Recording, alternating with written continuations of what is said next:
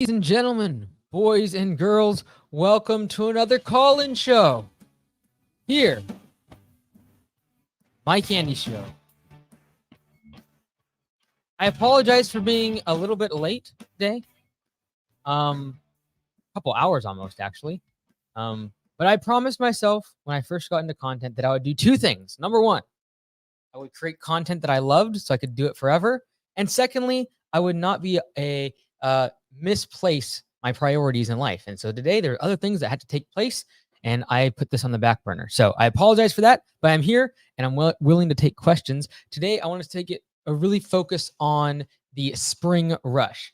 For the vast majority of home service industries, regardless if you're in lawn care, landscaping, cleaning, pressure washing, window cleaning, fences, decks, whatever you are doing in the home services, almost everyone here is about 4 to 8 weeks away from being in the middle of spring rush, when leads are pouring in and we have tons of jobs and work to do. And so if you have a question, I'd love to answer it. 361-733-3332 is the call in, and I will answer your question here live. We are live. So if you're wondering, is this recorded? This is not recorded. This is live. And so I'm looking forward to it. I will also answer questions in the chat. However, I will be giving priority to those that are in the call-in queue. All right. So what do we focus on in terms of spring rush? So first and foremost, knowing that you only have several weeks, the things that you've been putting off need to get done. The same way that I talk about earlier in the year, or early at the end of last fall, I say, hey, look, you got to have a plan for winter. It's the time when your revenues typically go down. There's typically less work and less leads coming in. You got to have a plan in place to create systems so that when spring rush comes, you can capitalize on it. So whether it be creating new systems around how you do your sales, how you set up your website, it is honestly too late to be doing things that are going to take you 2 or 3 months to figure out right now. Trying to institute pay for performance, if you haven't already done so, is probably not a great idea right now, because you need to be figuring out how to hire and getting ready to train and ultimately getting your team ready for spring rush, both in the office, the admin side, the operation side, out in the field, and then from the sales perspective, how are you going to handle the influx of leads? How you capitalize on the spring rush will determine, for the vast majority of home service businesses, how well they do in that year. And so if you can capitalize on getting more of the leads that are pouring in and actually able to lock them into recurring service, you'll likely be able to do a much better job the rest of the year. And the people that are able to capitalize on the spring rush have figured out several things. Number one, operationally, how do I have a team that's ready to work and actually able to be efficient during the spring rush? For example, my general manager, one of them I was talking to the other day, he has tiers of team members starting. I think it's 4 or 5 team members starting new every week for the next 5 to 6 weeks. However, they're not just going to be showing up for their first day. They've already come. They've done their orientation. They've got their uniform. Some of them have been to training already. And so they're coming in warm-ish. And then they're going to make sure that over the course of 2 weeks, they are trained up. So what is your training process for your new team members? How are you going to handle when all of a sudden you have 10 estimates in a day versus what it's been in the past few months, which is 10 estimates a month? Is it going to be you out in the field doing work from 8 a.m. till 12, and then from 12 to 5, you do estimates? These are the type of things to nail down now instead of waiting for the spring rush and then having to be reactive when everything comes pouring in. And that's what will happen. Will the spring rush be a little bit less busy than usual because of all the interest rates and the economy? Potentially.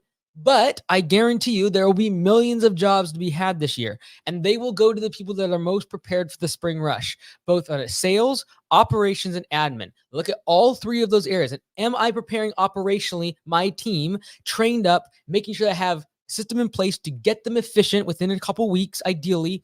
Secondly, from the admin side, inside the office, do I have systems in place that are going to make sure that I can take incoming estimates, take incoming emails and voicemails? How are those things being handled? Do I have a way to track and measure exactly how effective I am at answering calls and how quickly I get back to people?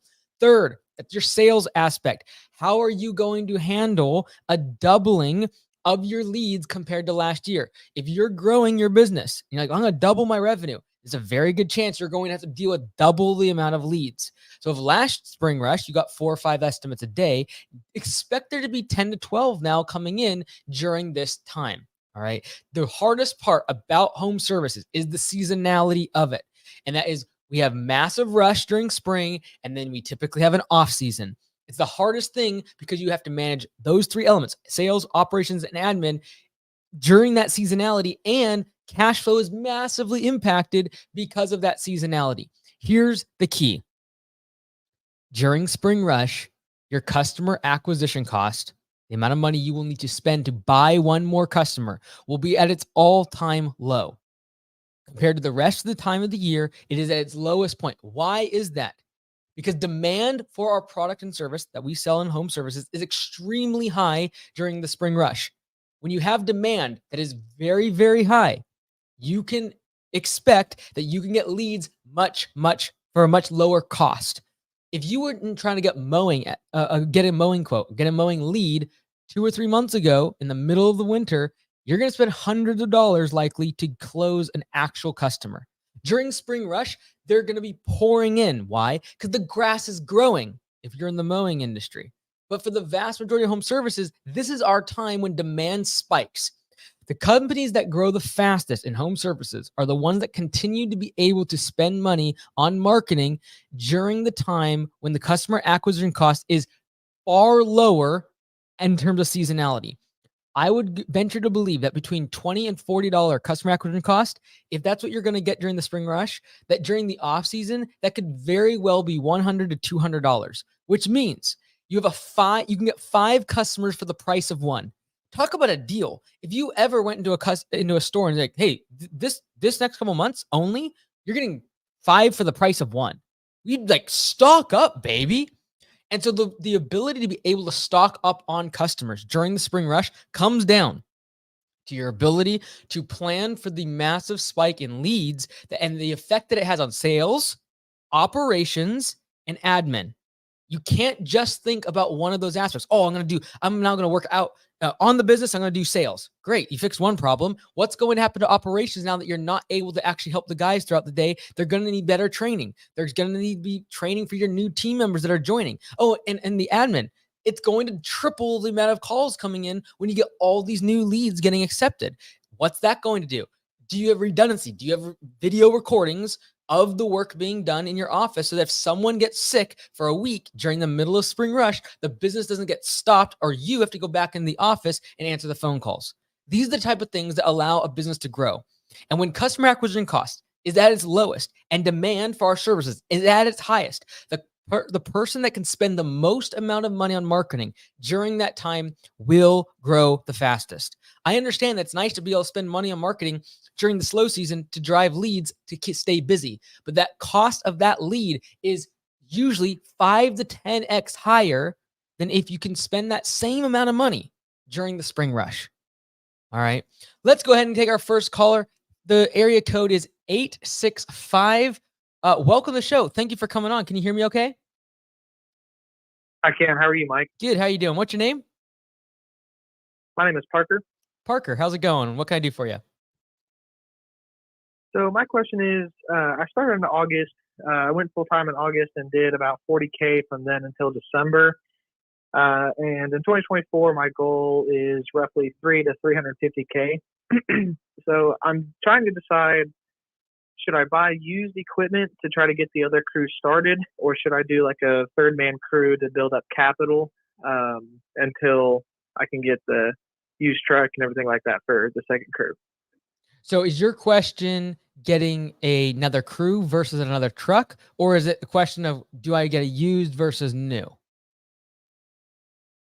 So the question is really is more or less, should I go ahead and buy used equipment to get a second crew started, or should I just add the third person in the same truck with me for like the first 2 or 3 weeks through spring rush to try to get them trained up and get them running, and then branch off and add them to the second crew? Great question. This really comes down to where you're at in terms of a capital and liquidity on hand. So like, do you have enough cash to be able to buy the truck and still be able to sustain the business and market services throughout Spring Rush?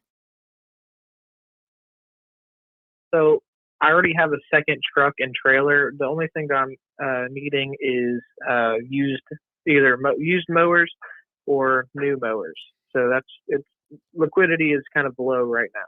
Yeah, so like I would give you the green light on this for one reason. It sounds like you have 80% of the assets required to start a second crew.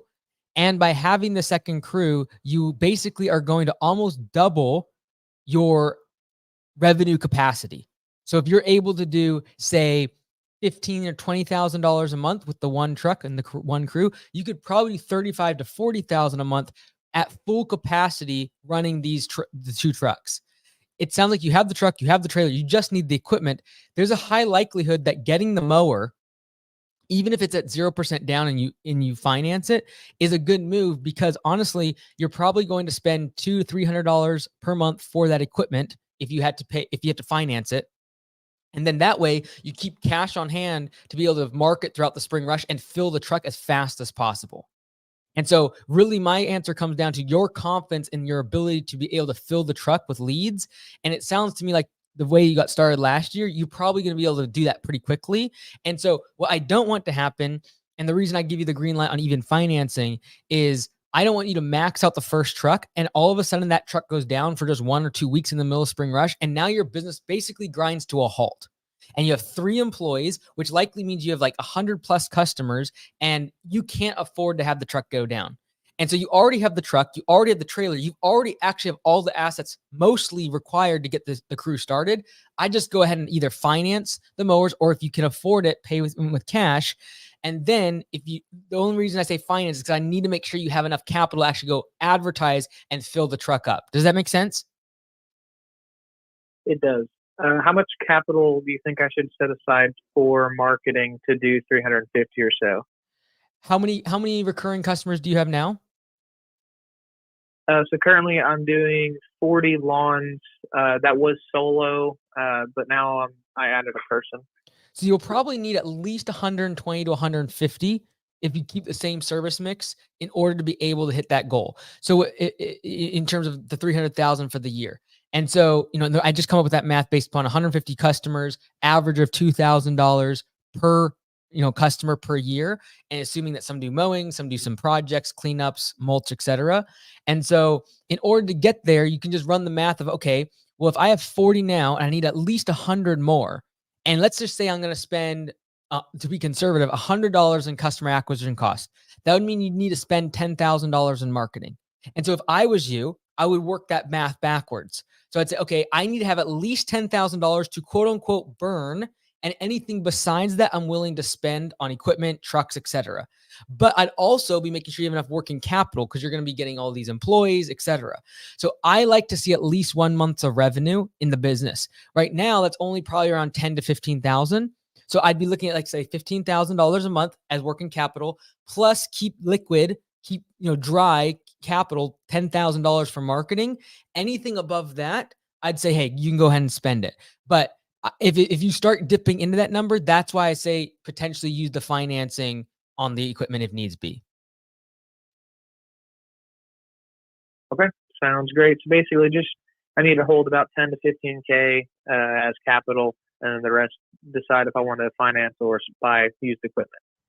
Correct. Exactly. I would personally hold $10,000 set aside for marketing to be able to scale the way that you're thinking, and then have at least another $15,000 in working capital. So really my perfect answer is, like, I'd be looking to try to keep at least $25,000 in the bank. If you have to tap way into that, like 10 or 15 grand into that for this equipment, then I'd go finance it. Okay, sounds great. Thank you, Mike. You got it, brother. Take care. Have a good one. All right. Next caller is coming in from Texas, 512. Welcome to the show. I think this is Sam. Am I correct on that? Yeah. Hey, Mike. How's it going? Good. How you doing, brother?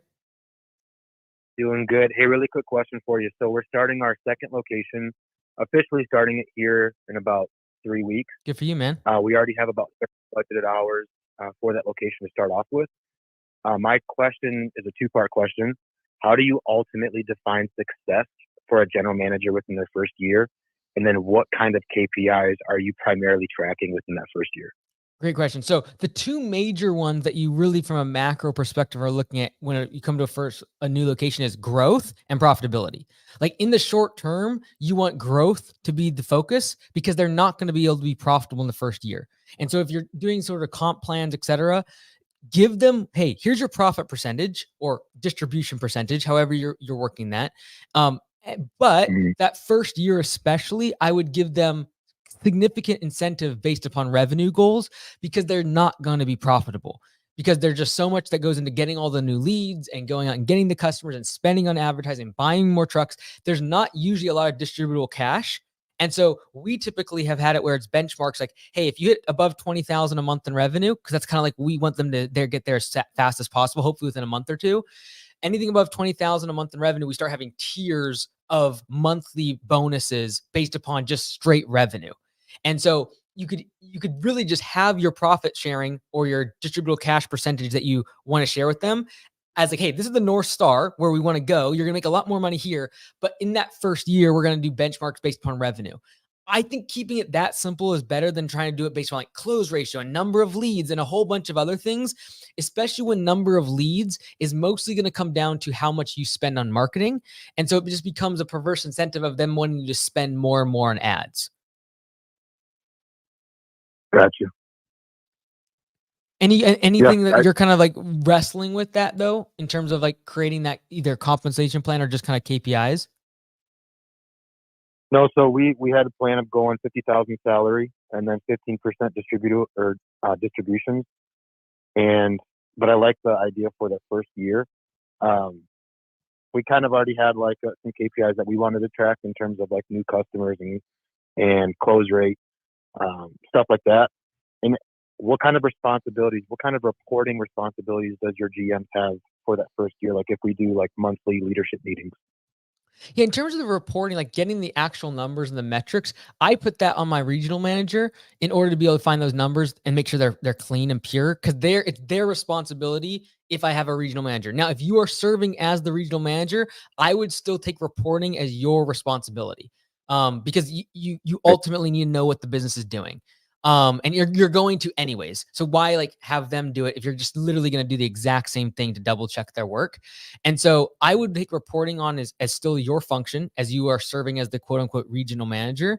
And then the reason that I like using just revenue, like growth and profit, is because all the other KPIs lead into those two things. So if you're trying to grow really fast, Mhm. having a high close ratio and more leads is going to lead to higher revenue, right? As time goes on, efficiency of labor is a huge driving factor of something like profitability. And so instead of trying to take all the leading indicators of success, I'd rather just go after the ones that are easy to track, that's lag, and that is my revenue and my profitability. And so I would say what's your right now, I know you already have some budget hours of work being done there. What's the revenue per month do you think as of right now, like getting started, like without any additional? Well, probably 6,000 a month starting off of that first or second location. And are you involved in daily ops the second location at all? No, I won't be. I just this is just be my personal recommendation to you, Sam, because I know you and I know how you roll. And so I'm willing to go a little further with this. I would recommend going more than 15% distributable cash as a profit share for them. It's not going to be Okay. enough meat on the bone in year two for them to actually get excited about it. Because let's say in year two you get this thing up to, let's be conservative, let's say $300,000 in annual revenue for 2024. Okay. Probably not going to be super profitable. You're going to have a hard time convincing them going into year two that 15% of profit is going to be exciting for them because they're going to look at them and be like, Right. okay, let's say we do 500,000 in year two, and let's say we're 20% profit. That's 100 grand. Am I really going to push my brains like I have for the past year for $15,000? That's usually unlikely. What I would say is Right. make that so juicy that after year one of the massive growth and but not being profitable, now they see this path to like 30% potentially even of distributable cash, right? And again, that assumes you're completely out of daily operations. But I'm not saying that's what you should do. I'm just saying think about that because I see a lot of GMs getting kind of lost after that first year and leaving because there's not enough meat on the bone to actually make the business profitable, because it's not easy. Like that second year is when you really start to actually make money and have distributable cash. And if they're not getting a big enough chunk of it, like ultimately they are the driving factor as to whether or not the location will be successful.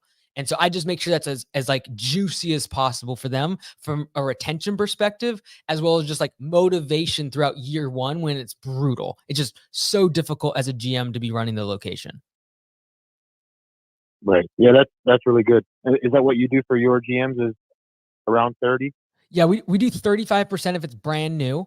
And it goes down if they're joining a location that already has, I think it's like at 20,000, 40,000, 60,000 a month in revenue.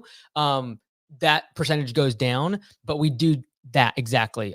Start at 35% and it works its way down, I think all the way down to 10%, depending on the amount of revenue that they are stepping into the location with. Got you. Awesome answer. Thanks for your time, Mike. Absolutely, brother. Take care. Bye-bye. You too. All right. For some reason, my video kind of got choppy there. Next call is coming in from 330. Thank you for coming on the show. Welcome. What's up, Mike Andes? How are you today? Good. Who am I talking to? This is Justin from Akron, Ohio. Awesome, Justin. Thanks for calling in, brother. What can I do for you? Absolutely. Hey, one question. Through the wintertime here, I have I've had a full crew. We did 360,000 last year. I had a 2-man crew that I basically hired on April of last year. I did a layoff for one of the guys going into November. Was able to sell enough snow contracts to keep a guy on full time. However, did not have the workflow to really justify a salary guy through the wintertime, and was kind of looking for your opinion on what to do next year to kind of keep guys on call to show up for snow events, but also incentivize them to actually show up when we need them. Got it. And so you're thinking right now about next snow season, because this snow season, I assume, was pretty difficult with just having the one person. We were able to sell seasonal contracts that we were able to take care of our overhead as well as wages for that employee, as well as keeping me as the owner taken care of through the wintertime. Mm-hmm. I'm just wondering, is there a better strategy moving forward to what would you do in that situation if you had snow contracts and needed a plow guy, but don't have the hours to really put forth? Just put them on salary is basically what I did this winter. Got it. So I assume the salary kind of eats a hole in your pocket throughout the winter time when you don't have a ton of work. The difficult thing that I see is, we're shelling out the money, but in a lot of cases, we're basically looking out the window waiting for it to snow. Right. And so this is when it comes down to, if you doubled his hourly rate and you offered that to people to be more on call type scenario and said, hey, instead of paying you, let's just call it, I'm just gonna make up a number. Let's just say you're paying someone $1,000 per week, right? So it's $200 per day. Say, hey, you're right on the money. You're right on the money with that. Yeah. Yep. So let's say it's $1,000 a week, in $200 a day if you're someone's on salary, 5 days a week of work. Let's assume though, what if we went out and we said, hey, would you be willing to be for $400 per day? If you have to come into work, you get $400 to go do snow. Would you be willing to do that? I'm not saying it's necessarily this person that's on salary, because they've gotten used to this lifestyle, and that's fine. But offering next year potentially as another job offering, like position, be like, hey, you're going to be on call and you're only going to get X amount of time, but when you come in, I'm going to give you $500 per day. Now all of a sudden, it's a matter of they're super motivated to come into work. They're on call. And if it doesn't snow for 3 weeks, you didn't pay $3,000 for someone to do absolutely nothing. And so I'm assuming a couple things. Yeah, one, that's a tough one to. Yep. And so I think I'm assuming first and foremost that there's people out there that would be willing to make $40 or $50 an hour to be on call, which I think there's a market for that. Secondly, I'm also assuming that there's absolutely nothing for them to do besides the snow, because if there's a whole bunch of other shop work and things you need done during the winter, maybe it makes sense to have someone on salary. But assuming there's nothing for them to do, I would definitely suggest, or like try that out at least. Perfect. One last question for you. In the event I'm looking to grow this year, I'm not trying to get overzealous and say that we're going to double, but definitely going to try to get to at least 25 to 30% more than this year in hiring guys. In your opinion, what would you say is the best way to acquire new guys? Is it like a hiring agency or Facebook? What would you suggest? Like Indeed is definitely the paid service that's still outperforming everything. I would say though, Okay. once you have a good team and getting their referrals, those are usually your best candidates. We're seeing the labor market across all of Augusta Nation, all 150 locations that I'm seeing hiring are having a much easier time right now hiring than they did a year ago, 2 years ago, and especially 3 years ago. And so I don't Okay. think that's going to be your bottleneck. I think for the vast majority of people, and we've been so accustomed to labor being our bottleneck for the past 3 years, it's going to actually be difficult for some people to actually switch into like leads are going to be squeaky, a little more squeaky this year. And so Yeah. I would say to calm that fear that you might have, put some hiring ads out. And I think you might be surprised how much more come in than usual. And it's just a matter of the economy getting a little softer, a lot more layoffs happening, et cetera. So try that out just to how much longer do you need before you actually need employees? How many more weeks? I mean, right now I'm looking at 6 weeks till spring. That's the thing that keeps running in my head here, right? So, yeah, but this I'm looking. I would prefer. Go ahead. This is the time to go and start looking for hires, right? Because what's going to happen is Yep. everyone's going to wait 6 to 8 weeks when they're all of a sudden have all this work, and then you enter the labor market when everyone's hiring. Right now, everyone's looking outside, Yep. seeing snow. I'm like, I don't need to do it. We were hiring like 6 weeks ago, 8 weeks ago, for what now they're starting next week. And so when you have a Got it. softer labor market, you can do that. When we put up an ad and we get 50 people to apply over the weekend, you better believe that we're able to hire 10 of them and then tell them they're starting in 3 weeks, some of them starting in 4 weeks, and some of them starting in 5 weeks. You could absolutely do that. And so, and you can even have them come do orientation now, do training now when you're slow, so that when they actually start, they're active, efficient, and ready to roll. You're awesome, man. Thank you. I met you at the summit, and I look forward to talking to you again. Are you still open for calls, paid calls? Yeah, MikeAndy.com/coach is expensive. So if you can hop on one of these occasionally, I'm happy to answer calls. I appreciate you, brother. Have Thanks, a good rest of your night, man. You got it. Bye. Bye. All right, next caller. It looks like it's from Australia. So I'm going to say area code 61, it looks like. Welcome to the show. Thanks for coming on. Good morning. It's Sophia calling from Darwin, Australia. How are you? Good. I'm doing fantastic. How are you doing? Good. I've actually been speaking to Lee the last couple of weeks. We have a landscaping mowing business up here in Australia, and in Darwin, which is the top end of Australia. And our biggest issue is staffing. The work is there, Mike.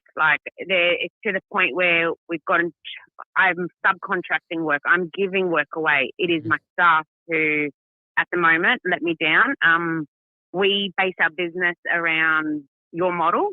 We live and breathe Mike Andy's and Augusta Lawn Care, and this is why one of the reasons I've been speaking to Lee about it on transitioning over. But it's just our workers, we get to 2 weeks, and then I get I didn't come to work. I hit a pig.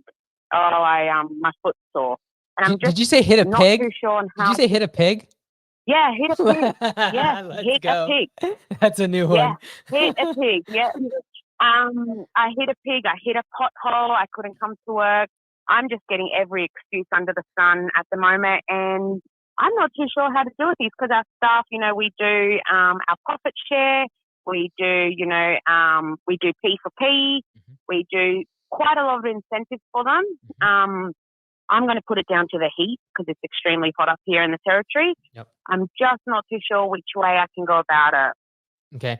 Yeah. So this is a solvable problem. Here's the thing. If you're giving away leads, what it means is that you can raise prices. Because if you're going to give away the leads, you might as well lose them yourself because your prices are so high. And so this is something that I've recommended to several people that say, if you say, and I know you're awesome, so I'm gonna get it to you straight.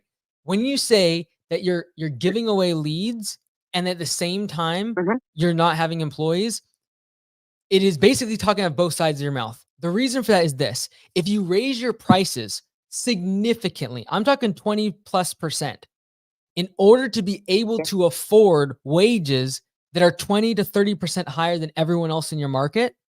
And now, instead of giving away those leads, you will lose more leads. Yes, that will happen, but you're already giving them away. And so before I assume that that's correct, have you already tried raising prices? Was there issues with that? Have you tried raising wages and that didn't work? Have you done any of those things? So, yep. So we watched one of your segments, and yes, we did raise the prices, and we actually raised the prices by about $30 a service.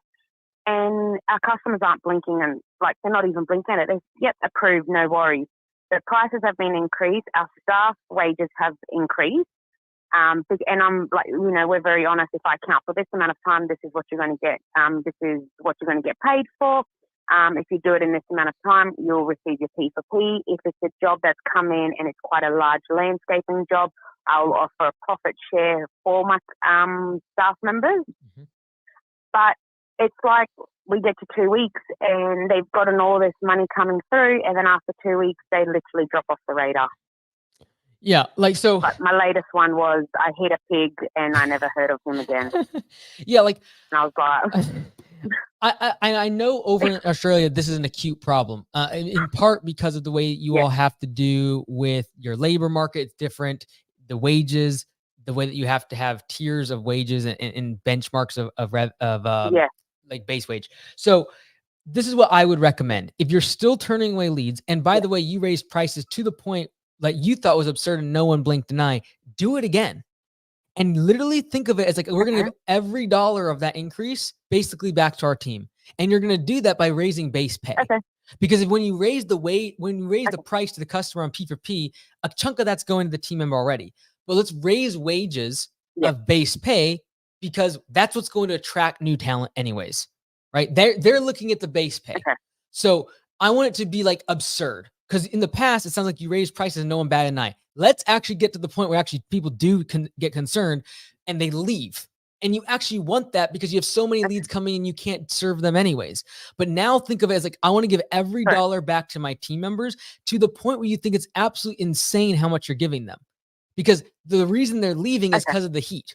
And if the heat is so bad, we need to pay them so much, they don't want to lose the job. And that's correct. I mean, I've even gotten to the extent of where my 10-year-old daughter is making our staff members lunch, so they don't even have to worry about, lunch breaks, and not lunch breaks, going to buy their own lunch, because, we understand it's so hot. So we provide the staff lunch. And I'm thinking, I said today, surely this is, going to help. But no, not at all. But I like your strategy, increase and give back more. Because at the moment we have 4 setups ready to go for our crew. But as I spoke today this morning, we're kind of running on skeleton crew with the amount of work that we have to do, because we've got quite a large portfolio of residential customers, but we also have a lot of, we've got a couple of schools here in the territory that we service as well. Yep. So I just think it comes down to the fact that employees come for a paycheck. And so if we want to make sure they stay, we got to pay them more. If I would have said, have you raised prices? You said you did and you lost 50% of your customers, we'd be in a really big pickle, because we'd have no upward trajectory. And I'd be thinking about things like, can you get them lunch? Can you do a better culture? All these other things. But the fact is, right now, your value is so much higher than what you're currently charging your customers. When you raised your prices by what you thought was a lot, no one left. That means you have a huge value discrepancy. So get as much money out of that by raising prices and then giving that to your team members before you start assuming that there's other things in the business you need to fix, because those things can be fixed, things like culture, etc. It's a whole lot easier just to raise prices with one email and then increase base pay and immediately get a different type of talent pool, because you guys are up against things like mining industry where they're going to make a lot more money. So if you want to go tap into that market, you're going to have to get your base pay significantly higher. Correct. And, as you would know, in Australia, we do have to go by tiers. And we have at times a 19-year-old who absolutely no experience that I've recently hired. And I believe he's creaming it at, I think he's about $35 an hour plus his incentives on top. Yep. But then it's getting them motivated to, okay, let's go. Yes, I know it's hot. We're in our hottest part of the year. We've got 12 weeks to go. And then when the beautiful full season, and we can scale back and, do all our nice things, where this time of the year we don't do any cleanup as it is too hot. Right. So I do like your theory, and I'll definitely put it forward. Circle back. Can't wait to hear back from you. Best of luck to you. Take care. Thanks, Mike. You got it. Thanks. Bye. Next caller is coming in from 865. Welcome to the show. Thanks for coming on. Oh, hello. You're leaving someone else's call. Hello. 865. Mike, how are you? Hey, how's it going? Hello. Good. So my question was, do you think a SBA loan is a smart idea? Okay. Give me a little bit of context. Are you just getting started? Have you grown the business a bunch? Why are you getting the SBA loan? So we have a low capital. I'm only solo right now, looking to expand into getting a second truck and also having enough capital to do marketing. Okay. So I don't know if SBA loan was a good idea for that. Okay. How much of a SBA loan size are you getting? I'm guessing you're doing a micro, like a 7A loan. I was thinking around like 10K. Okay. I would say if you're going for 10K and it's going to go towards, are you going to be using it for a second truck or mostly marketing and other things? Mostly marketing. Okay. So I would say, and also having capital on hand. So capital and okay. This is probably going to be a much faster process to go through your local credit union and get either a line of credit or a small business loan through your credit union. The reason I say this is because just getting all your documents in place, the SBA will likely, you'll walk in, they'll be like, oh yeah, a few weeks. I have yet to see an SBA loan, a 7A micro loan even, close less than 2 months. And so I would prefer that. I would also say, assuming that you think you have the track record to actually collect on money quickly, i.e. get customers and within a month or two be able to get more money than what you paid into the customer acquisition cost. If you think you can do that, a credit card is not a bad idea if you're actually trying to just get a loan. Because if you can get a limit of say 15 or 20 grand on a credit card, or let's just say $5,000, yes, you might carry a balance for a month or two and pay a couple $100 in interest. But if that's the difference between you being able to double the business this year and not because you capitalize on Spring Rush, I give you permission. But I would also just say, make sure that as you're solo, if you remove the amount that you would spend otherwise on paying an employee from what you're currently making and you're not profitable, then don't take any debt. So how much are you charging right now per hour when you're solo? We're doing 80 an hour. Got it. And when you say we, is it mostly you and then you just have a helper, or just you by yourself mostly? I just hired a second guy recently to get ready for Spring Rush. Got it. And when you were solo by yourself, what was your highest revenue per month? 14,000. Got it. Cool. And are you mostly doing recurring services? Are you doing projects? What's sort of your service mix? I want to do like 90% reoccurring, just because with the economy and how it's going, I want to stick with mainly reoccurring. But with the 14,000 that month, what percentage of that do you think was recurring? Like half of it? Ooh, probably like 70% was reoccurring. Okay, cool. Yeah. So when I do some dirty math on this, you're probably doing 160. That's great. Yeah. So you're efficient because you're getting completed probably about 140 to 160 budget hours per month in that 1 month when you work by yourself. Did 14,000. So it tells me you're relatively efficient and you're charging enough to be able to afford that second employee. I would have been concerned if you were like, hey, I'm only doing 7,000 to 8,000 a month in revenue by myself. I'm busy. I'm solo, because then having the debt makes it a little more scary. I do believe if you're able to be confident that having a second person gets you to 25 to 28,000 a month in revenue, which I think is possible. If you think, if you have the math to back that up, then I'd give the stamp of approval on trying to get a $5,000 or $10,000 loan from your credit union, or even doing a credit card and knowing that you're going to pay a few $100s in interest. Just know that if if you just slowed down by 1 year, like instead of trying to get to your goals this year, you wait till next year, you probably wouldn't have to go into that debt. So it really just comes down to your risk assessment and your confidence in being able to actually get these customers. And that would come down to like, have you done marketing last year and being able to prove what channels are working in your market? Do you have any recommendations on credit card companies? Not really anything specific. I would definitely talk to your local credit union. Whoever you're banking with is usually going to be the best place to get a credit card. I would say though, before you go into debt, I would make sure that you know when you spend money on marketing, what your return is going to be. And so even if you say, okay, instead of going and getting $10,000, maybe we spend $1,000 and we spend half of that online and we spend half of it on door hangers and we just go test and see what we get. Because if we then know that spending that $1,000 led to an extra 40 customers and a bunch of projects that came in, now I have way more confidence to go spend the $10,000 and even potentially go in a little bit of debt. But if you spend the $1,000 and you literally don't see any return from it, I'd be more careful going out and getting $10,000 worth of debt that you'll be paying high interest on, very high. Credit card, you're looking at 20 plus interest. If you get a line of credit or any sort of loan from your bank, even you're looking at 8, 10, probably 12% in interest. So that's not cheap. That's going to be a few $100s per month in just interest on that loan. So I just be very careful if it sounds like you have checked the box of like efficiency and you're high enough pricing.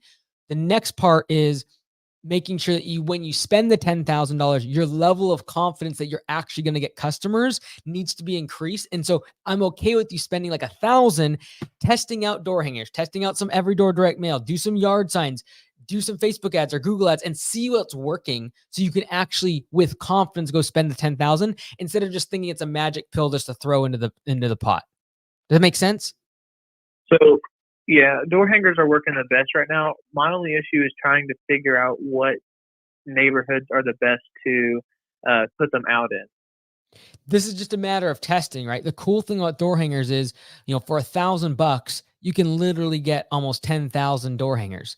And so, in a matter of, I'd say $3,000 to $5,000 door hangers, you can test a pretty good amount of your market. So I would look at, okay, here are all the neighborhoods. I'm going to categorize them by maybe income, maybe by size of the house or the average home value. You could do that if you really wanted to. But honestly, I think action right now is the main thing because you have more time than money. And so I would go out and do those door hangers and just keep cranking on them and just keep track. Like as you're doing them, okay, how many did I deliver today? How many leads came in? How many did I deliver today? How many leads came in? And when the leads come in, you could literally just go old school and put pins on a map of where they're coming in at and start to realize where your hot spots are in your market. Does that make sense? Yes. Cool. Yes, awesome, man. Well, best of luck to you. You're going to crush it. Thanks. You got it. All right, bye. Next caller coming in from Canada, Toronto, 647. Welcome to the show. Thanks for coming on. Hey, Mike. How's it going? Good. What's your name? Michael. Michael. Fantastic. All right. Go for it. All right. So I wanted to know how you get customers on yearly contracts. Because it gets slow sometimes and some of them take advantage and cancel during the slow months. Mm-hmm. So I wanted to know, do you sign them up for a contract or do you let them cancel at any time? And if you do let them cancel, how do you keep them on the yearly contract? Yep. So we don't require contracts. I recommend most people not require contracts for mowing services specifically. And it's not to say that they're bad. Just know that if you're doing that, you're adding friction to the sales process. And if you're growing your business so much that you just want to focus on having that constant stream of revenue throughout the whole year, which is fantastic. If you're more concerned about that than you are growth, going with contracts is a great idea. So the question I have for you is, are you trying to maximize growth or are you trying to maximize your profit and your cash flow? It's only the second year, so I'm not even too sure what I should be focusing on. Got it. Are you in a cash crunch right now? Like, is cash difficult or not? No, cash is fine. Got it. So in that case, I would assume you're trying to grow the business. Yeah. So in that event, I need to maximize for number of customers converting instead of cash flow throughout the winter, right? And so, or them canceling in the middle of spring, in the middle of the season. Now, there are things you can do that won't create friction, like a contract that can still incentivize the customer to take the correct behavior. So instead of beating them over the head with a contract, use the carrot analogy to be able to lure them into what you want. So, for example, you can have weekly and biweekly prices. And if they want to cancel during the slow season, like summer, it gets too hot. No worries, Mr. Jones. We'll cancel the service, but next service, just know you're going to be on the biweekly price because you did skip one service. You could also reward people that stay on throughout the whole year by giving them priority when everyone wants a specific service, like fall cleanups or spring cleanups. So there's ways to incentivize people instead of beating them over the head with a contract. And you'll lose a chunk of people because you have a big contract. And the next question is, are you really going to take them over to court because they cancel their $150 per month contract in the middle of the season? It's not worth your time. And in most jurisdictions, it would cost more for the lawyer than it would to actually just let them walk out. Well, if you're going to let them just walk out, why are we doing contracts? You're just preventing customers from coming in. It's creating more friction, right? So I would probably in the short term say, if you're trying to maximize growth, focus on getting people in the door and don't put up a bunch of barriers for them to get in. If you're trying to maximize for profit and you're not trying to grow the business, that's when having things accommodate cash flow like contracts is a great idea. Does that make sense for you? Yeah, I get it. You sound very disappointed. Me, no. Cool. Well, best of luck to you, man. I know that's not necessarily an easy decision, but and especially up in your market, that can be a tough one because you have such massive swings in the season. But wish you all the best. Next caller is coming from 202. It says Washington, D.C. Don't know if that's true, but welcome to the show. Thanks for coming on. How are you, Mike? Oh, my name is Edwin Gonzalez. So I run like a landscape company in Washington, D.C. I have 2 years on the business, but I have some struggle with how to do a marketing. Okay. I try everything. I'm watching you, so I'm big fans of you on YouTube. So I try with Flyer, I try with Woo app, I try with Jeff, I try like many things. I spend a lot of money on that. But what is your recommendation? You have a recommendation, anything to any specific to run my app? How much in revenue do you currently do? Like last year, what did you do in revenue? About 600K. Okay. And in 2022, the year before, what did you do in revenue then? I did like 200K. Okay. So you tripled in revenue from 2022 to 2023. Is it the fact that you don't feel you're going to be able to continue that kind of growth, or is it just the fact that you're frustrated by the fact that you can't spend any money to get more leads? It's mostly just been word of mouth and what basically gives you a call.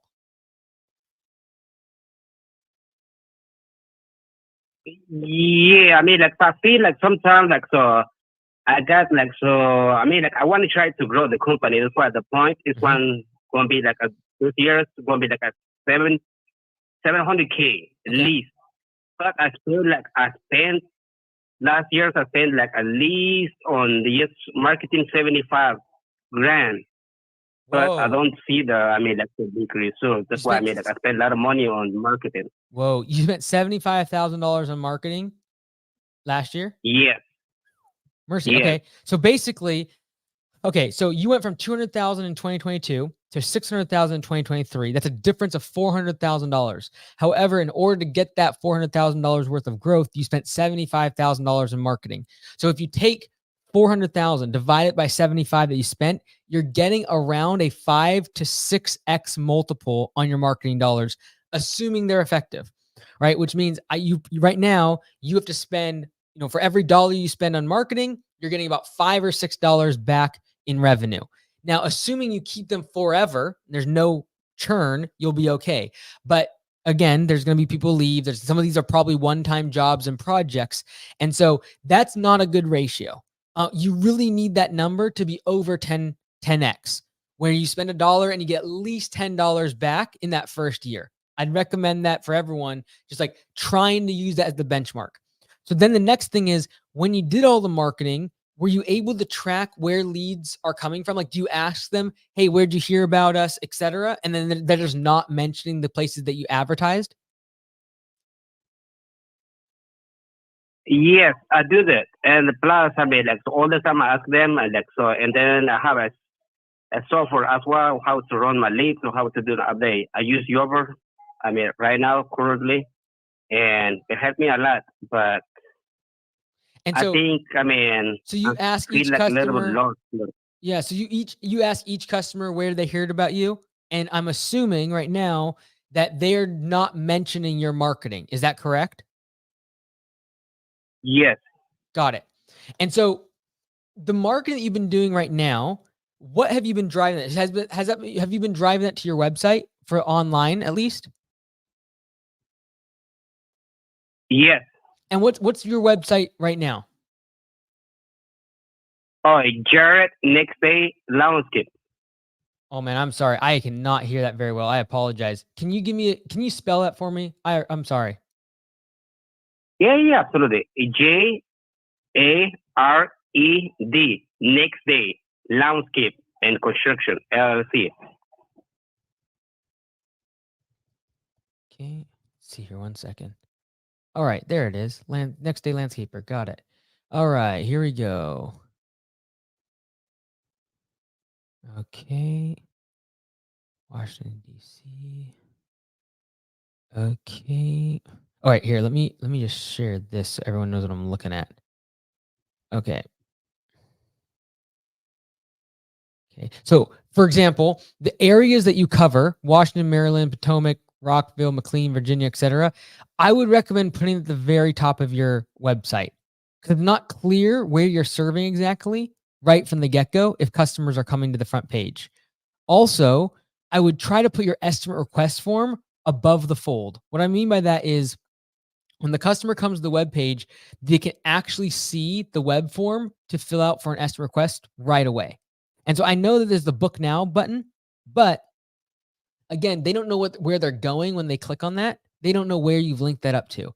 So I'd try to get your estimate request form literally right on the front of the page, because if customers are coming to the site and you're driving traffic here, you don't want them to have to click again to get to the place they're looking for, which is to get a quote. So any traffic coming here needs to be optimized for getting new leads, because that's usually why you're trying to get them here. And so I would make sure the estimate request form is like front and center here. I'd also say, like, your pictures, I would try to show your crew, your truck. Like, do you have trucks that are painted or anything special in terms of the branding? Yes, I do. Like we have any uniform as well for my crew, and like so my trucks and my trailers, everything is wrapped. Awesome. I mean, like, of course, that's So yeah. I want to try to do like. I love it. So the picture in the back of your website, like the first picture you see, I'd recommend that being all about your brand. What makes you different? Because right now it's just a picture of a landscape. That could be any house in your market from any competition. It could very well not even be your picture. And so put your truck, your employees, like your crew, like on the back of the tailgate or like next to the truck smiling with the estimate request form before the customer has to scroll 1, 2, 3, 4, 5, 6 times at the very bottom of the page to send an estimate to you or send a message to you. Right. Just remember, when you're driving traffic from all these marketing sources that you just mentioned, they're coming here first and you're driving them with the intention of getting an estimate. So make that the centerpiece, not anything else like limited time offers or about the company or amenities or happy customers. They are here to get a quote, because ideally your marketing has already done enough sales and enough selling to get them to come get a quote. So make that is the forefront of the site would be my recommendation. Does that make sense? I got it. Yes. Cool. Thank you so much. I appreciate it. I want Hey, to try to do that. Best of luck to you. And by the way, you tripled the business and revenue. So regardless of what anyone says, that should be something you can be proud of. And assuming your marketing didn't do anything for you, it means you're doing a great job, because customers are still coming to you regardless of the marketing. Next call is coming in from 817. Welcome to the show. Thanks for coming on. So What's going on? My name is Phil over here at Parish Lawn Service in Dallas, Texas. Here, buddy. Hey, brother, how you doing? Hey, pretty good. I got two questions here. Go. What will you do if you have a customer that owes you money? And the other question is, what is the best marketing tool out there? I have my own website. I've done door hangers. I have Facebook ads. I've done the yard signs. What's the other things out there could be probably the best thing out there? Cool. So let me answer the first question. So someone owes you money. I'd say the first thing is let's try to make it where they don't ever owe you money. And that would be getting credit cards on file, having it where credit cards are required for them to do service with you. And if you use something like Stripe, they will make sure that the card is validated. And so, Copilot has this, other softwares potentially might have the ability to be able to require the card before they even accept the estimate. So that'd be the first thing, because it prevent them ever having any debt to you first and foremost. If it goes past that point, automations for text and email to remind them of an overdue invoice, that's the next step. Then if you got to escalate it, then it's like, do you do collections? Do you go knock on their door, etc.? But I think the biggest thing is focus on the root cause, which is the fact that you're allowing them to do services without you collecting right away using a credit card, and you're allowing them to get started with their services before requiring a payment method to be on file, at least a credit card or ACH. In terms of the second one, in terms of the best marketing, how much did you do in revenue in 2023, Phil? Man, I done around like 10,000 or so on that. Basically last year I did Facebook ads and it went off the roof. I went to do the door hangers. I looked at the on that one. I didn't get no response on door hangers. That was my first year doing door hangers. Yep. I got the stuff off of your website and basically did it, and I said, let's see if it works. I did the yard signs too, and didn't really get in a whole lot. But recently I put out this year a couple yard signs, and I've been getting some, not a whole bunch, because it's still a little winter here. But that's basically what it is, pretty much on nutshell. And what'd you do in revenue last year, Phil? 34. 34,000? Yes, sir. Got it. Okay. And what's kind of your goal for 2024? What do you think you're going to do in terms of revenue? My goal is double that. Okay, got it. Yeah. So or triple. This is what I would challenge everyone on, and I'll just use you as an example, Phil. I really don't think most of us have a leads problem. I think most of us have a follow-up problem. And the reason I say that is because I ran math at Augusta Nation a few weeks back on about 50 of the locations. I took their sample data, and I ran math, and I realized that if we just sent out the estimate, we averaged a 38% close ratio. If we also sent the estimate and followed up 3 times via phone calls, that close ratio without any other interactions that were different, same automations for everything else, went to 65%. And so what I would challenge you on, Phil, is instead of trying to think about getting more leads, let's try to focus more on taking the leads we have got and converting more of them to paying customers. And so whether that be having an automated sequence for texting or emailing them to follow up, calling them the day after, going and visiting their house with a printed off copy of the estimate, regardless of the method, focus more on following up instead of getting more leads. Because right now, if you spend $10,000 on marketing and got $30,000 in revenue, that means we have a 3x multiple. That means the marketing's not working.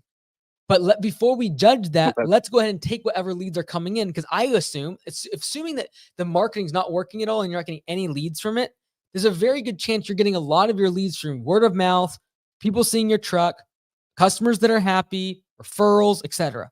So let's take every single one of those, and instead of spending time, money, and energy on going on advertising, spend that time on following up on the leads that are currently coming in. Because a 3x multiple on marketing tells me that one of two things is broken. Either A, the ads are horrible, Or two, we're getting a bunch of leads, but not actually closing them to become paying customers.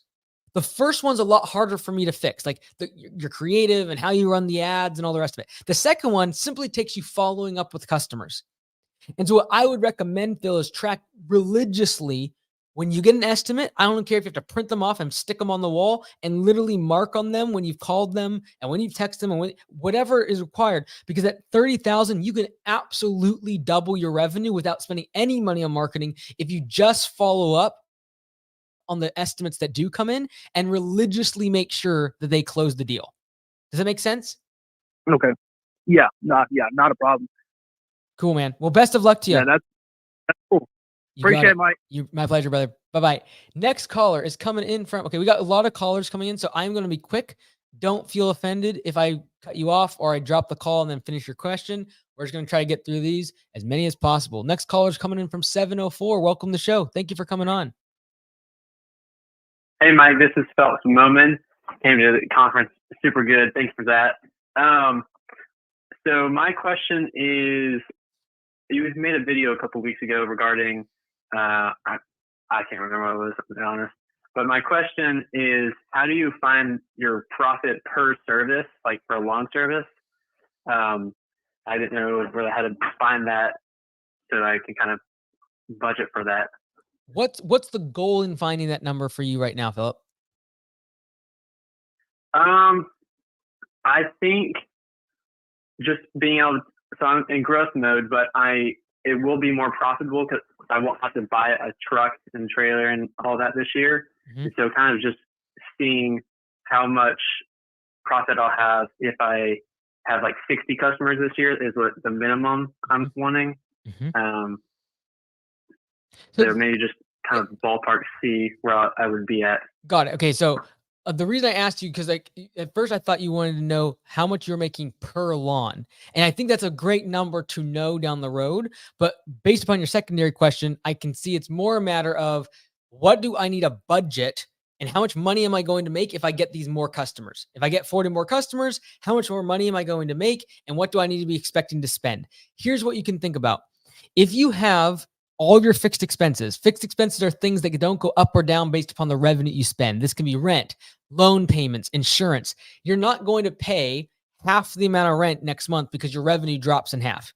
Your rent isn't going to double next month because of your revenue doubling next month. These are fixed expenses. Take that number, figure out what that number is going to be. Add in all the trucks, insurance, everything that you know is going to be there. Then what you want to figure out is, if you make $1 of revenue on labor, what percentage of that gets wiped out? And it's going to get wiped out from several different things. It's going to get wiped out from direct labor, i.e. paying your guys a wage. And on P4P, you can fix that number at say 33 or 40%. But then on top of that, you got to have overhead recovery. These are all the other costs of the business. And so if you're lucky, you can be able to say, okay, if I add up all my fixed expenses, that's $6,000 per month. Great. I need to make at least $6,000 just to break even and pay my fixed expenses. Oh, but wait, now I have employees. Now, if I get large enough, I actually need an office and an admin person. So you can start to figure out where's your actual break even point. And that's what I'd be trying to figure out if I was you. I'd be trying to figure out what dollar amount do I need to make just to break even, get to zero. Then I'd be figuring out what is the annual value per customer, or ACV. Annual customer value. ACV is simply how much revenue do I make per customer per year. And then you can extrapolate from that how many customers do I need to get to hit break even. And then if I have this goal of hitting 40,000 a month or 50,000 a month in revenue, then I can figure out also how many customers do I need to get to. A lot of times we have the disconnect between how many customers I need to have and how much revenue I'm making. Mostly due to the fact that we don't know our ACV. We don't know what our annual customer value is, and therefore we can't make an educated guess that if we get 50 customers, it will lead to $100,000 in annual revenue. And the reason I know that number is because I know my average is $2,000 per customer per year. So figuring out your ACV will be important. Figuring out your break even will be important, and that will be how you can determine your profitability as you project forward. Next caller is from 814. Welcome to the show. Thank you for coming on. Welcome. Thanks for doing this tonight. helping us on know where to focus for the spring rush. What is an impactful way to better the lives of the teammates that see a business buying more trucks, mowers, building buildings, equipment, etc., reinvesting the profit back into the business, and also a way to keep up morale? Absolutely. Thanks for the question. It's very good. I think the number one way that you can do this is ultimately, why do the employees come to you? They come to for a job, and they come for paycheck, and they come for stability. And so there's two ways that you can really increase the benefits of for a team member. One, pay them more money. Two, make sure that whatever you are giving them today is going to lead to more money in the future. There's a lot of intangible things that we can talk about. Things like culture and one-on-one meetings and developing their skills and offering other things inside the business like audible programs and podcasts. And these are all positive things. And we see the value in them. What we see as value as owners typically is not what our team members see value in. Keep this in mind. And so, in my opinion, the same way that you would make an investment in a truck because you want to be able to make more profit in the future, when you spend money on something in the business for your team members, you'll need to make it very clear to them how that is going to lead to them making more money or making their life easier in the future. And so either they're going to make more money or you're going to make their life easier and make their job easier. So that could be getting them better equipment, etc. However, keep in mind, most team members, the reason they are team members and not owners is because they don't want to wait 5 years or 10 years to see any sort of return from their sacrifice today. Ultimately, the reason they're sacrificing today is for a paycheck in 2 weeks. And so if you constantly are saying, oh, we're going to do this and this and this in 5 years or 10 years, they're going to lose confidence in you. And so try to get their incentive as close to their performance as possible. And so ideally, you have something like P for P, you have profit sharing, you have ways to make sure that when they put hard work in today, they get money back quickly. And if you're going to invest profits in the business back into equipment or shop space or anything that's positive for them, realize you are delaying the gratification that they are getting from that extra amount of effort that they could put in today. And that's fine. I'm not saying you shouldn't invest in better equipment for your team. I'm not saying you shouldn't invest in snacks and water and better office space and a shop space and nicer trucks for your team. I'm not saying you shouldn't. Just keep in mind there's delayed gratification there. The fastest way to do this is give them more money. The longer term way to do this is building a culture and building a culture of care for the team members. And so one is quick and relatively easy, pay them more money. Whether or not you have the cash, I guess that kind of determines whether or not it's easy. The second one's going to take a longer amount of time, and most team members won't see the impact of that right away. And so the best solution, in my opinion, is move those things up in tandem as you can afford it. Increase benefits like healthcare, 401k, dental, whatever you can do, whatever you can afford. That can be immediate. And then give them as much money as you possibly can afford, realistically. Like, obviously, you got to have a profit margin in the business. In my opinion, you got to have at least 20% profit margin to be sustainable. So if something crazy happens, no one gets laid off. Anything above that, if you really, if unless you're trying to maximize your own personal profit and wealth, I'd just give that back, be the benchmark. And you can literally be open with your team. Like, hey, anything over this dollar amount, I'm willing to give the team, and I want to increase wages. I want to give more benefits, or I'm going to invest in something long-term, like a new shop space or equipment, etc. Hopefully that was somewhat helpful. Next caller is coming in from 559. Welcome to the show. Thank you for coming on. Hey, how's it going? This is Marco from Baja Creek. Hey, Marco. I have a dilemma where I'm constantly booked up for about 2 weeks, but nothing past that. But once those 2 weeks are about done with work, then I'm booked up for another 2 weeks, and it just goes on and on like that. I don't really do any ads at all. It's all about 90% of my work is all referrals through Facebook groups here locally. So I've never spent any money on ads, but I hit a plateau where I can't make any more money than what I'm doing now because I'm in the field and not out doing estimates when I'm getting called. Yep. So at what point do I hire somebody that could take my spot, or I don't know, maybe maybe even hire a sales guy or something to go and do that type of work, the estimates and stuff like that. So let me get a couple things. So in your opinion, if you spent less time on the truck and more time in sales, would you grow the business more? Oh, for sure. I mean, I already closed. I think I closed like 7 out of 10 jobs. Okay. And so how much do you pay your team members out in the field working? Well, I'm embarrassed to say. You're So fine. I have really good workers. We do concrete work. Yep. I pay them a daily rate, and it's $450 a day. Awesome. Don't be ashamed of that. Let's go, dude. I'm psyched for you. Awesome. All right. So $450 a day. Fantastic. Nothing to be ashamed there. Let's assume that's like what, $50 an hour on average, you think? Well, actually, in concrete, when you're just finishing, it's really only 4 hours, and Got you're it. done. So you're paying like $80, $100 an hour for a labor. Correct. And is that Correct. and just to be clear, that's what you are paying your team members, not what they're making, correct? That's what I'm paying them. Got That's it. what they make a day. Got it. Sorry, my bad. I phrased that wrong. My apologies. I meant for the customer. So that's fantastic. Okay, great. So you're paying these guys really good for like half a day's worth of work. They're making like $100 an hour essentially. And the thing is this: if you went out instead of doing the field work itself and went out and did the work doing the sales, do you think you could double the business relatively quickly? I could for sure because when I get a phone call, I'm constantly getting phone calls when I'm in the field, Mhm. and it just kind of ruins. It doesn't ruin my day, but it just slows me down. It gets me. I'm super focused at work, and then I get calls, and then for the next 10, 15 minutes, I'm like lost. Yep. So, in my opinion, those calls that you're doing are probably 2 to 3 times more valuable than the doing of the work. And if you're paying people that much per hour to do the work, I don't think you're going to have a big problem trying to find people to do the job. And so, in my opinion, you are more scarce as a salesperson than you are as a laborer. You can find someone to replace you. And if you think it's going to double the business, I'd do that all day long if I had to pay someone $400 a day. That's like 100 grand a year, 80 grand a year, whatever it is that you're paying per team member is going to be the unlock for you to probably make what, like, if you double the business, how much more revenue would that be? Well, just last month we were at like 70K revenue.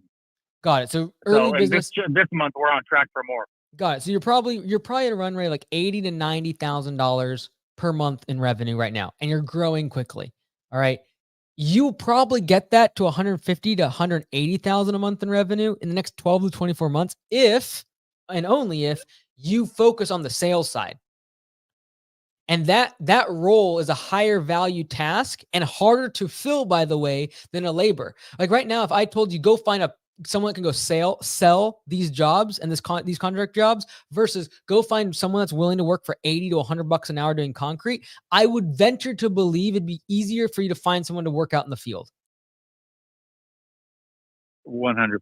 So then it's an easy decision. 100%. Like you're trying to replace yourself. You either gotta replace yourself on the sales side or you gotta replace yourself on the field side. It so happens that you are able to pay a gobs amount of money for the field. You're gonna be able to find someone no problem. The other side is almost impossible to fill, and that's why you haven't got anyone to do it. I'd just say go do that 110%. You can afford it, by the way, and go find a laborer to do your current job for you. Like you're one hire away from doubling the business. Okay. Well, thank you for the advice. You got it, brother. Best of luck to you. Concrete, making $100 an hour. I'd do that job. Let's go. Good for you. Nothing to be ashamed of, Marco. Great business you built. And literally you are one hire away from getting yourself out of the daily operations out in the field. And it will unlock a doubling of your business because there's just massive amounts of synergy that happens when you're able to work on the business instead of in it. Next caller is also from Australia. Coming in live from 6-1. Go for it. Oh, g'day. Is that me? Yeah, that's you. What's up? Oh, how you going? Yeah, good. I just had a bit of a question to ask you, and there's a little bit of a backstory behind it. If you don't mind me just explaining how I've got myself into the situation I'm in. Go for it. All right, cool. Well, I started off as a musician I went on a TV show called Australia's Got Talent, and that blew up and got a lot of views. And I got a lot of shows. I did a lot of work for about 10 years, but I didn't really know anything about business.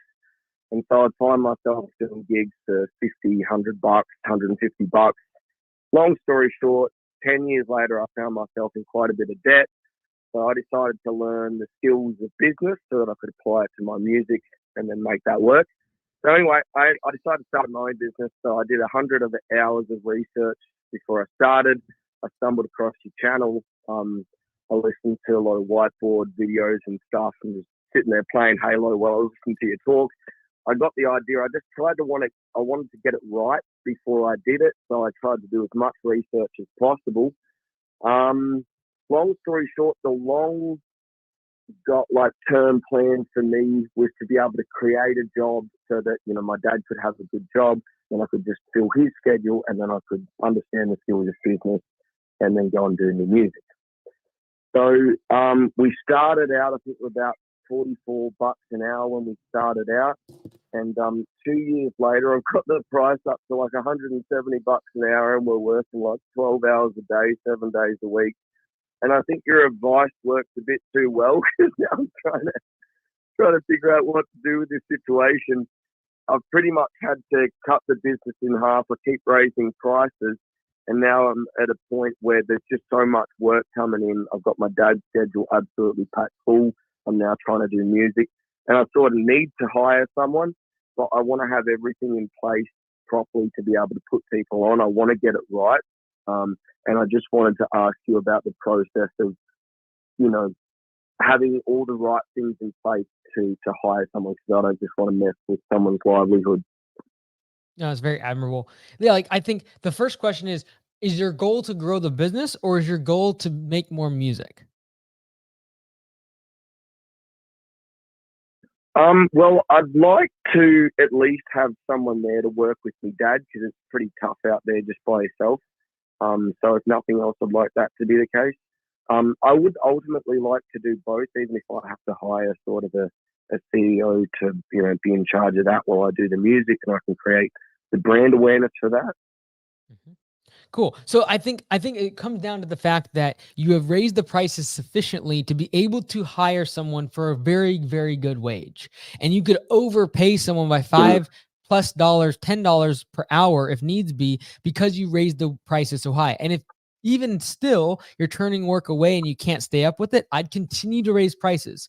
It's because what I don't want you to do is you get 5 or 6 employees and everything's humming, but it's so operationally heavy for you, you can't do what you love. And it sounds to me like it's making music. And so if you could just have your dad and one really well-paid employee working, making really high profits, it would sustain the music career, and you'd be able to have a really good person working with your dad instead of some Joe Blow that's underpaid. You're making $170 an hour, right? So I would just simply determine, okay, how many customers can we serve? And when we hit that number, we are going to raise prices no matter what. And then you just consistently do that. Okay. Yep. If it's 150 customers, great. We're at 152. Great. We're raising prices. And you keep raising prices every single time you get above that number. And by doing that, you'll be able to make a really good profit margin and be able to afford paying your dad and this other guy a really, really good wage, because you're not trying to grow this massive business. And in my opinion, you'll probably make more profit doing that than trying to grow to 4 or 5 or 6 guys, but having lower margins and less hourly rate that you're charging the customer. Right. Yeah. With that, what do you think's a good rate to pay someone? Because I've got your Copilot thing that I use, and I've been considering P4P. But out here, $35 an hour is pretty good. I could do $40 an hour, or even. And $40 an hour. $6 an hour too much. And $40 an hour is, $40 an hour is, say, $5 more than the average going rate in your market. And for everyone else listening, thinking that's crazy, this is Australia. This is why he's charging $170 an hour. And so, what I would say is, even at $40 an hour, you're still at less than 25% of what you're charging the customers. right? Because you're charging 170 at $40 an hour, you're still at less than 25%, which is what I recommend when you do P for P. So you could still work pay for performance. And I also believe that you'd be able to determine relatively quickly what your threshold of number of customers is, and then raise prices again and make that more like 180 or 190 or potentially down the road even 200. And now all of a sudden you're at 20%, $40 an hour is your base pay of the 200. That starts to make things really interesting. And so you have plenty of meat on the bone to be able to give that higher base pay. And I don't think it would serve you well to keep scaling up, but instead just making it super profitable using your dad and this one great employee. Next caller is coming in from 540. Welcome to the show. Thank you for coming on. Oh. Yeah, is that me? Yeah, that's you. What's up? Oh, hey, how you doing? Good, man. What's your name? Yeah, my name's Greg. I'm from Roanoke here in Virginia. Cool. I have a bunch of questions for you, honestly, but I got 2 or 3 main ones. Okay, let's knock out the top 2. The first one is, yeah. So the first one is, how do you go of hiring people that actually want to show up and work, and where do you find those folks at? Because here in our location, it just seems like just hard to do. Yeah. So. Right now, are you turning are you crazy busy? Has it been have you been growing a lot? What's the business been like? So I have a gutter business. Cool. And we've grown pretty decent from last year to this year. Mm-hmm. And we're staying pretty steady, through this time of year, but I mean it's about to get, super busy with the spring rush and everything ahead. Mm-hmm. So it would be nice for me, because I'm more, in the sales and running the whole operation as a business, but I do the groundwork as well, and I have another guy that does the work as well, and then I'm looking for another person to kind of replace me so I can set up a crew for them to do it, and then I can focus on sales, running the business as a whole, and so forth. Do you have any sort of compensation for the team based upon performance? No, not based on performance. It's just strictly hourly. So that would be the number one thing I'd be looking at, because I think right now, if you're paying someone hourly, the longer it takes for them to hang the gutters, the more money they make. The longer the gutters take for them to hang, you make less money. So you're going in different directions. You want them to go faster, they want to go slower. And so you got to get everyone going the same direction. And so whether that be, hey, per linear foot, everyone's getting a certain amount per hour on the job and it's split up evenly, or if it's a matter of, hey, every job I quote, I'm doing budgeted hours for that job, and then there's an hourly rate attached to that comes out to labor revenue, and that's getting divided by the team. Whatever you need to do to ensure that them working faster makes them more money, that would be the number one way to be able to, because ultimately the short answer to your question is pay them more. The question is, so where do you find these people at? So do you have a specific Craigslist, or is there anywhere specific that you go to look for people to hire? Is there any specific programs that you use? Indeed, because that's my main problem, is finding them. Yeah, Indeed is a great place to find them. Facebook, you can make posts on your Facebook page. Trust me, if you make a post that is shareable on Facebook, people will share in groups. You can go into your local market, look at Facebook groups in your area, and there's lots of them for hiring people that are looking for jobs. And I can guarantee that if you have a performance based pay system, they can make $5 or $10 more per hour than the average going rate in your market. People will be wanting to show up and they'll be wanting to work for you. And so making that system is the part that's the key. And whether it be for the per foot or whatever it is, just focus on that. Okay. So that does make sense. And the second question I have is, would you mind taking a look at my website? What is it right now? It's proguttersllc.com. Cool. All right, let's take a look. PRO. Yep, I got it here. PROGUTTERSLLC.com. Love it. Cool. All right, I'm looking at it right now. So the first thing I would say is this is a pretty long homepage. Like, in my personal opinion, I would move some of these things off into different pages so that the load time on the first page isn't as long. That's going to hurt your some of your rankings. Um, was this was this site like recently created, or when was it built? Yeah, are you?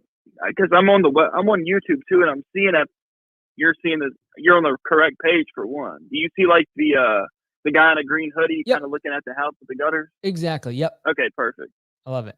Yeah, really Yeah. cool. So I mean, it's been created for the past 2-3 years. So all this is brand name. Like this is all our guys and our trucks and all our photos. Cool. So I love it. I love it, I've man. picked that up from listening to your videos.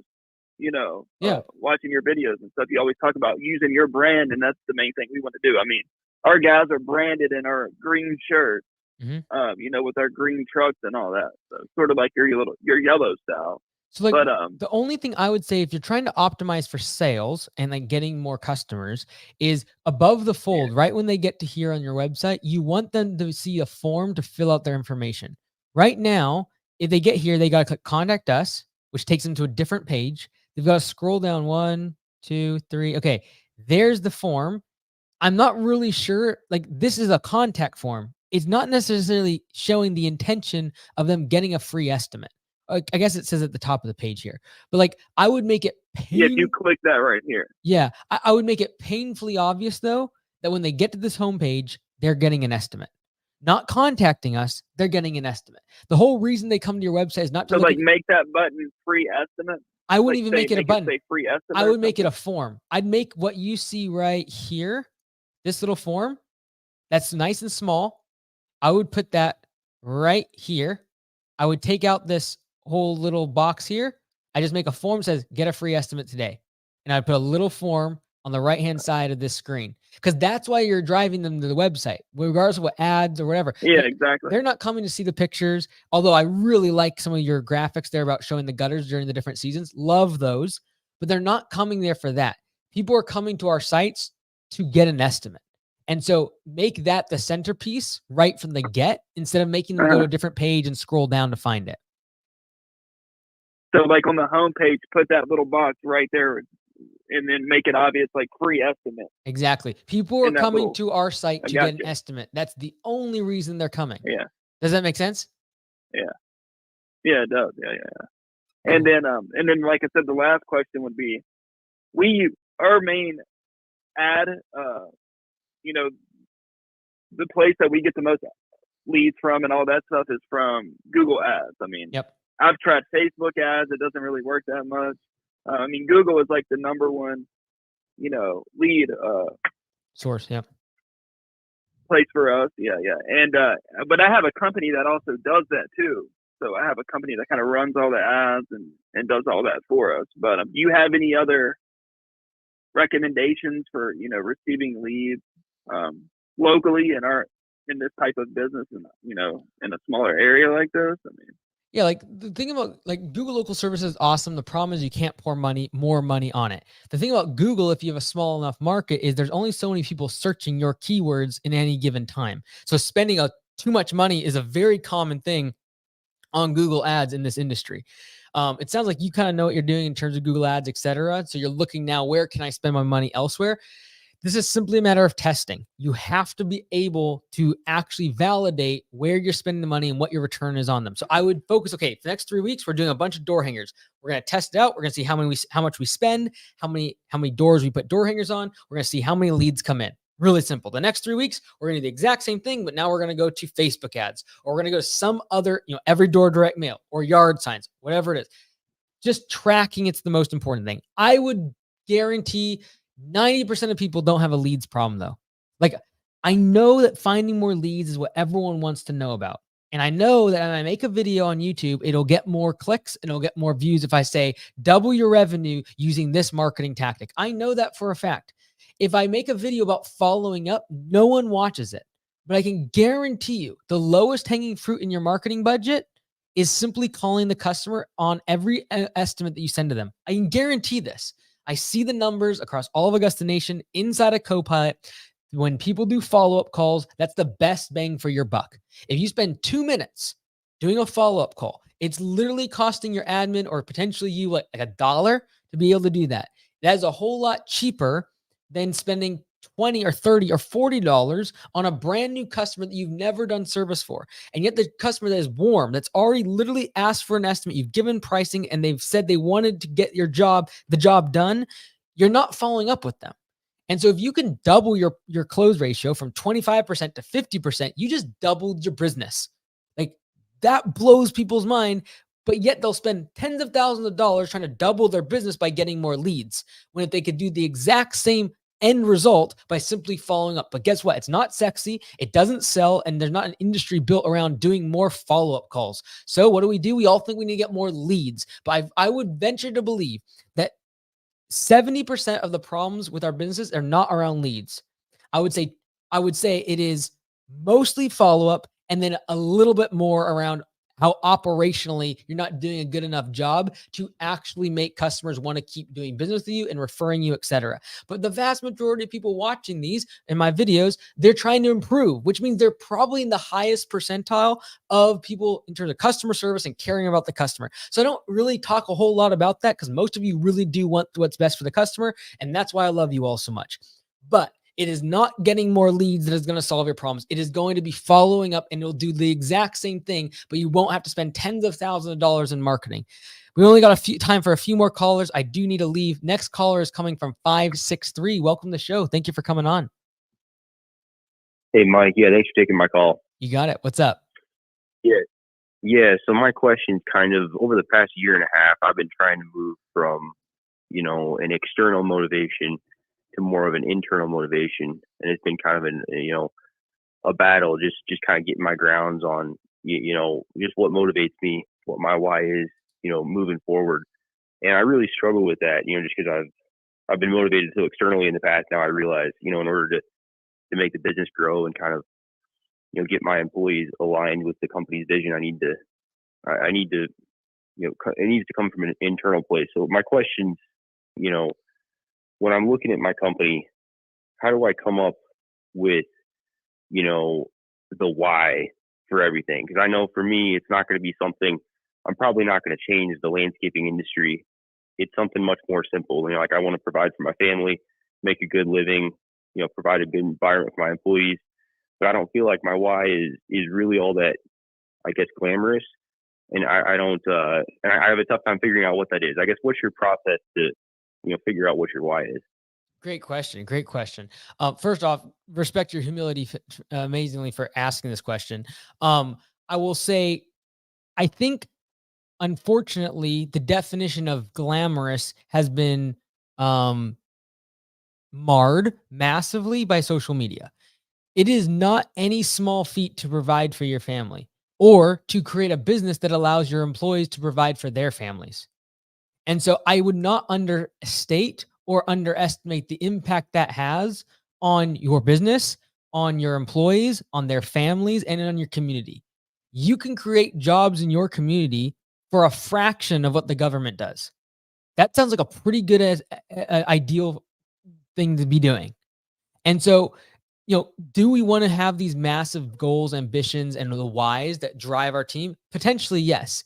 But I would say you're probably underestimating what creating a safe place to work that's paying people really well, that they have a consistent, income, and they can provide for their families and do so when they go home, they feel full instead of empty. That you pour into them when they leave and they go back to their families, and they actually have something to give their families instead of being so drained because everything at work took it out of them. And so if you want to build that sort of why, it really has to come from you. Like, what makes you tick is important. Obviously, we need to make money. Obviously, the employees need to make money. But then what's the next layer behind that? The fact that you even asked the question tells me you care a lot about your team and about the community. And so I would build the why around that. And it's like, if it is to create X amount of jobs, if it is to be able to provide a certain amount of living standard for your team, like how many people buy houses, how many people are able to get their rental by themselves or own their own car debt free. These are the type of benchmarks you can use to get towards the end result of, like, I want to create a great paying job for my family that can provide for them. And if I get hit by a bus, the business can still run. And I want my team members to be able to be proud of the job that they have, the work that they do. And when they go home, they're not empty, they are full. That sounds like an awesome why. Okay, great. That makes a lot of sense. Yeah, no, that makes a lot of sense. That kind of brings me back. And you think that would be something if I present that to the team that would, because I know there's all these other bigger companies that have these, I guess, and I know, I know that's still, my why could still be good. I just have a tough time seeing how I could get a whole team of motivated people, just by, I guess, my why being something as simple as, providing a good stable income for families and things. But you think that's still something that my team would kind of be on board with? Here's the thing. Your team cares less about the massive goals and ambitions and all the rest of it than the thing they came to work for. And that's a paycheck that's consistent and a place that they can come that is safe and they like working there. And so, yes, we can have big goals and dreams, and that will drive the more entrepreneurial type of person inside your organization. And the fact that you think the other missions are great and big is because you're a business owner and you're comparing yourself to what other business owners are doing. But when you're presenting something to the team, they want to know what's in it for them, right? So changing the level of professionals in the landscape industry is our goal. But my team still shows up every single day wanting to know what's in it for them. And so I've got to make that clear. And I got to have profit sharing, or I've got to give them a benchmark of here. If you hit this revenue, if you hit this profitability, here's what I can do for you. And so if your goals are aligned with these things, keep marching towards the goal of changing the level of professionals in the industry, because I'll make sure your goals and dreams happen over here. So if you want healthcare, if you want dentist, if you want a 401k and you can retire here and work here for 20 years, here's the things I need done, right? And then there's an exchange of value and we're all happy. And so I would not underestimate just how important it is to focus on your team in the why and not just your own ambitions. Next caller is coming in from, let's see here, 352. Welcome to the show. Thank you for coming on. Hello. 352. Check 1, 2, 3. Hey, can you hear me? I can. What's up, brother? Hello? Hey, Mike. I appreciate you taking my call. So I went part-time last year. I worked for a landscaping company, and we did not do any maintenance. So I learned a lot of irrigation installs, new construction, and I was full-time probably about half a year, did about 150,000. But I'm thinking about doing maintenance because you talk about recurring revenue and simplifying the business, but I have a hard time jumping into that, wanting to keep my revenue high and my profit margins high with what I know. So would you encourage somebody to jump into reoccurring like mowing if they have the skill set and the business already growing in the landscaping side? Yeah, I don't think there's anything wrong with the project side of the business. I'd say that it is a good idea to have the recurring so you can at least cover your fixed expenses in the event that something crazy happens. And something crazy comes in the form of what happened in spring of 2020, when all of a sudden every single project canceled and there were massive project companies that were freaking out. Fortunately, we got helicopter money coming in a few weeks later and everything was fine. But that sort of stuff will happen every 10 to 20 years. And so I like to be able to at least cover my fixed expenses with recurring revenue. You don't need to change the business overnight, right? If you know, hey, if I can at least get 20, 30% of my revenue coming from recurring to cover my fixed expenses, I'm happy. You don't need to do that tomorrow. You can absolutely chip away at this and just know that if I'm going to market my services for recurring, I'm going to put it on my website, I'm going to send out a one-click estimate email to my customers and upsell my project customers into recurring service. I'm going to take my existing projects and upsell them into recurring maintenance on the projects. If you sell a paver patio, if you sell irrigation, you can make a package for recurring service as a maintenance package in perpetuity for that project. I don't care if you're doing gutters, if you're doing window cleaning, if you're doing window installation. If you do window installation, you sell window cleaning and you sell sealing the windows. If you install the gutters, you also sell the fact that we're going to come twice a year and clear out the gutters. If you install a paver patio, you're going to come back and you're going to clean and seal the pavers every year. You can just create the recurring revenue for yourself, even based upon the back of your project. You don't have to change or add a different service. So that would be my recommendation. I really apologize to everyone in the call queue. I know it's completely full. I am going to have to end the show. I do apologize for that. I will try to do another one of these occasionally. We've been very busy at Copilot. I have a lot of work to do. And so that has to be really my focus and my primary where I'm spending my time right now. But I also wanted to make sure I am available. And if you have questions, I can get on these occasionally. And so I appreciate everyone. I know it's been a couple months since we have done a call-in show, but I appreciate the community tremendously. And it does not go beyond me that everything I have is because of the community that we have in the home service industries and the support that I get from Lawn Care Web Design, Home Service Web Design, Home Service CPA, Augusta Nation, Copilot CRM, Lawn Care Media. All of those things is what makes everything I do possible.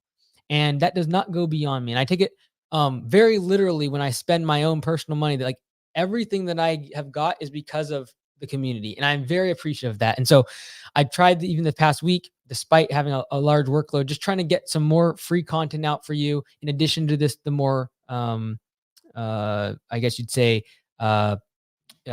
glamorous, like the turnaround shows. They're nice, they're fun, they're more stylistic. But the education side, I know a lot of people are liking that, and so I wanted to give back. It's my form of saying thank you when I make these call-in shows or the free trainings and things. Like I just really appreciate everyone for their support. I can't say it enough. And even when we are making mistakes like we are currently at Copilot, just the amount of support that I get from the community, I am very much indebted to, and it does not go by me. Just how much I am being supported by a community. Like I looked the other day, almost 20% of people inside of Copilot that are paying aren't even using it right now because they just want to support what we're doing. And like, I can't say thank you enough. And so I hope that these call-in shows and what I do on the YouTube channel and things are helpful. And I hope you get a lot of it. I hope you can grow your business, make more money, employ more people, create a better culture for you and your team. And this is the small thing that I can do. I'm not going to change the world, but I do believe that what little I know, I want to share with all of you. And I hope that by doing that, we all become better. And by doing that, we change the level of professionalism in this industry. So I love you all. I appreciate you tremendously. Sorry for everyone in the call queue that I had to let out, but I do need to run. And I do have some other commitments this evening I need to attend to. So thank you all so much. Have a fantastic evening. We'll talk soon. Take care.